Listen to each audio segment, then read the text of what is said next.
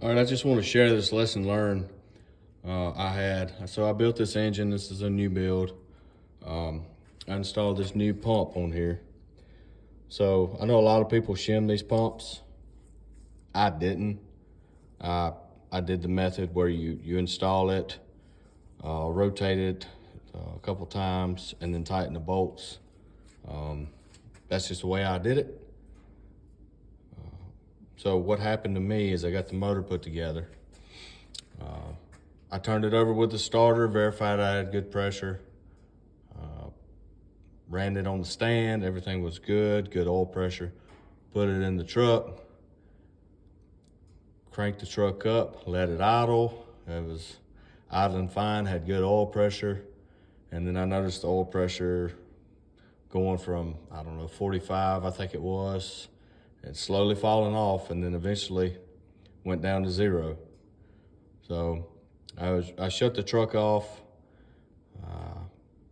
I fired it up a couple more times. I turned it over with the starter only a few times. I did a lot of troubleshooting. I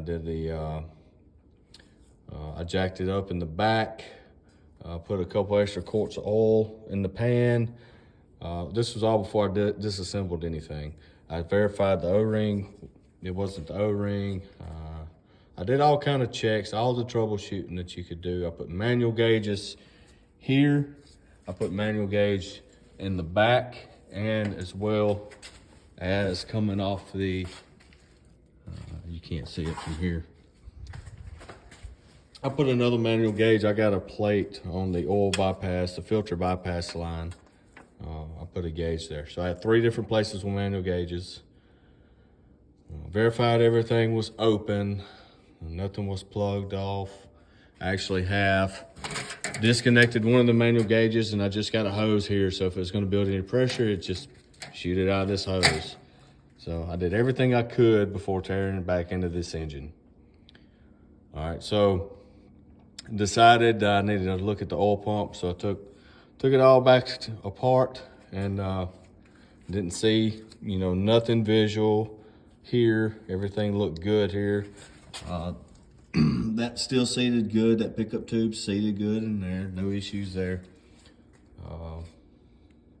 So I said, let me tear off in this pump and look.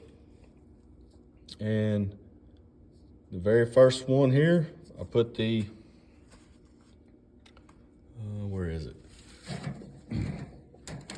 As I was just trying to size to see which one fit, I noticed one of the bolts spin. Another one did. All of these were handy. I could back them off by hand except for this one. This one here was still tight. So anyway, I proceeded to loosen all these up by hand. I had to put a ratchet wrench on here to break that one loose. So if I had installed the pump correctly and shimmed the pump like most people do, I would have put this cover back on and torqued it correctly. But since I did not do that, I just put the oil pump on, spun the crankshaft a couple times, and then torqued these bolts. I never did check these to make sure they were torqued right. So they were not torqued from the factory. So that's a good lesson learned from me.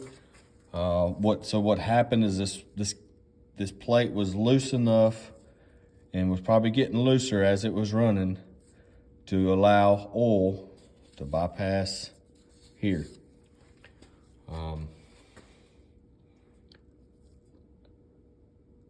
So where I'm at now, I got the oil pump put back together, got it primed up, and I spun the engine over with the starter only, without letting it crank, and 45 PSI oil pressure is what I'm getting just from turning it over with the starter now.